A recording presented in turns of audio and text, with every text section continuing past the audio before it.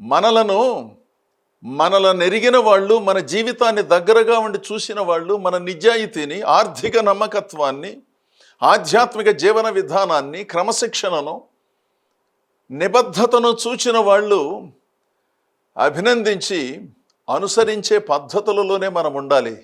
అందుకని దేవుని ప్రజలారా, దేవుడు మీకు అత్యధికమైన కృపావరాలను ఇచ్చినట్లుగా భావించినట్లయితే వాటిలో ఒదిగి ఉండి ఇతరులను ప్రేరేపిస్తూ, ఇతరులకు మార్గదర్శకంగా ఉంటూ ఒబ్బిడిగా భక్తిని జరిగించినప్పుడు దేవుడు అద్భుతంగా మనలను దీవిస్తాడు. నీ నోరు కాదు అన్యుడే, నీ పెదవులు కాదు నీ పొరుగువారు నిన్ను అభినందించాలి అని చెప్పిన ఆ మాటలో ఉన్న భావాన్ని గుర్తించి బాధ్యతగా భక్తి చేస్తూ మనందరం ముందుకు సాగుదాం. బాధ్యతగా భక్తి చేసే మీలో అనేకులను అభినందిస్తూ ఈ నా మాటలు ముగిస్తున్నాను. దేవుడు మిమ్మల్ని అందరినీ దీవించునుగాక. ఆమేన్.